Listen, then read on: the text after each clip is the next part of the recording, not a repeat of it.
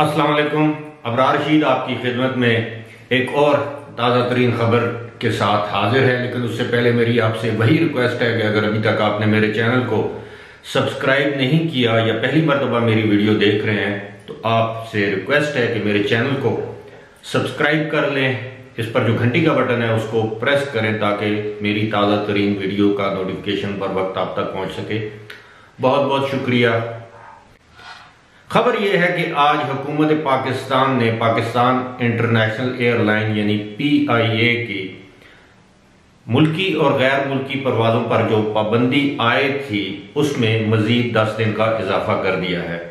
और पहले ये पाबंदी उठाई जानी थी इस महीने यानी अप्रैल की 21 तारीख को, मगर अब 30 अप्रैल तक ये पाबंदी बरकरार रहेगी। और 1 मई या 1 मई को एक मरतबा फिर या उससे पहले ये फैसला किया जाएगा, ये तय किया जाएगा कि मुल्की और गैर मुल्की परवाज़ों पर जो पाबंदी आयद है या जो उनकी बंदिश है उसको हटाया जाए या कि नहीं। ये ना सिर्फ पाकिस्तानी लोगों के लिए बल्कि जो बैरून मुल्क मुकीम पाकिस्तानी हैं उनके लिए कोई अच्छी खबर नहीं। ख़ास तौर पर पाकिस्तान के अंदर जो डोमेस्टिक ऑपरेशन है PIA का, उसकी वजह से बहुत सा निज़ाम मुतासर हो रहा है। बहुत से लोग सफ़र कर रहे हैं। मिसाल के तौर पे अब जैसे कि ट्रेन पर भी या रेल पर भी पाबंदी है, रेल के सफ़र पर भी। इसी तरह जो लोग कराची में फंसे हुए हैं, बसों की आमदोरफ्त मुअत्तल है। मतलब पूरा मुल्क एक तरह का सफरी लॉकडाउन में इस वक्त सफरी लॉकडाउन का शिकार है।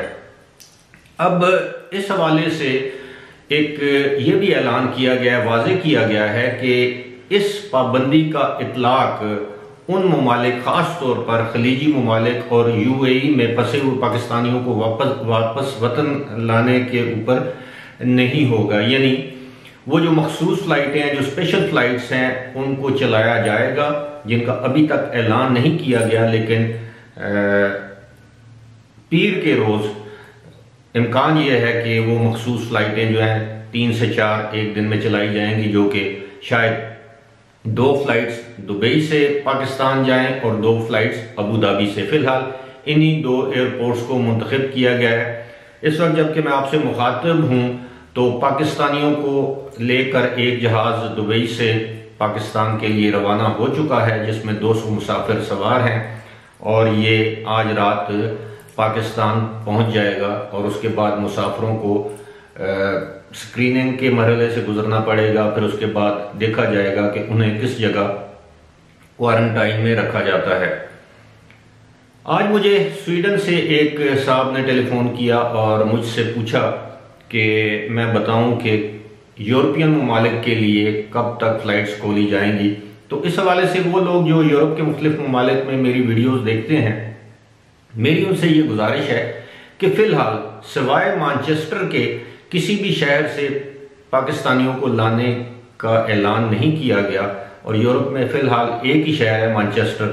अगर स्वीडन वाले दोस्त या किसी और यूरोपीय मुल्क के दोस्त किसी तरह बरतानिया में जा सकते हैं तो वहाँ से उन्हें वतन वापस लाया जा सकता है। लेकिन अगर किसी यूरोपीय मुल्क में इतनी बड़ी तादाद में पाकिस्तानी हैं जो कि किसी मुश्किल में हैं और वतन वापस आना चाहते हैं तो उनको भी वतन वापस लाया जा सकता है। लेकिन उसके लिए आपको मुतल्लिका सफारत खाने में इतला करनी पड़ेगी, रजिस्ट्रेशन करवानी पड़ेगी। और अगर इतनी तादाद में मुसाफिर हुए तो उनको वतन वापस लाया जाएगा। इसी के साथ मैं इंडिया के जो लोग हैं जो मेरी वीडियो देखते हैं, जो UAE में मुकीम हैं, उनके लिए एक बुरी खबर है। बुरी खबर यह है कि आज इंडिया की हुकूमत ने यह वाज़ेह ऐलान किया है कि 3 मई तक यानी अगले महीने की 3 तारीख तक वो किसी भी मुल्क की किसी भी परवाज़ को इंडिया के किसी भी एयरपोर्ट पर आने की इजाज़त नहीं दे सकते।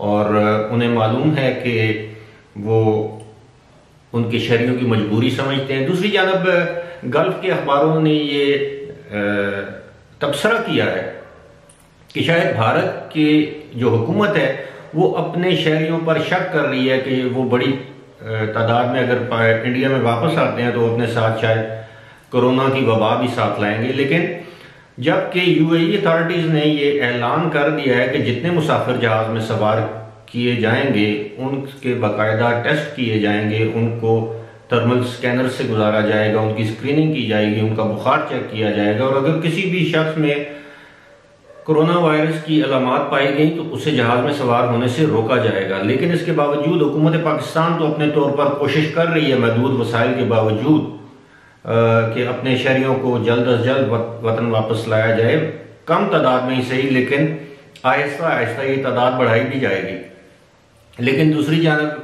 जो मेरे इंडियन फॉलोअर्स हैं जो यूएई में ख़ास तौर पर, अब मैं उनके साथ सिवाय हमदर्दी के और क्या कर सकता हूँ। उनकी हुकूमत है, ये उनका फैसला है, वो बेहतर समझती है। लेकिन पाकिस्तान के जो मेरे साथी हैं जो वहाँ पे मुझे देखते हैं, सुनते हैं रोज़ाना और मुझे मैसेजेस करते हैं, मेरी उनसे ये दरख्वास्त है कि जो इंडिविजुअल किस्म के सवालात हैं या मुझे जो मेरा व्हाट्सएप का नंबर है उस पर टेलीफोन कॉल करने से गुरेज करें। फिलहाल इसी के साथ मुझे दीजिए इजाज़त। खुदा हाफिज़।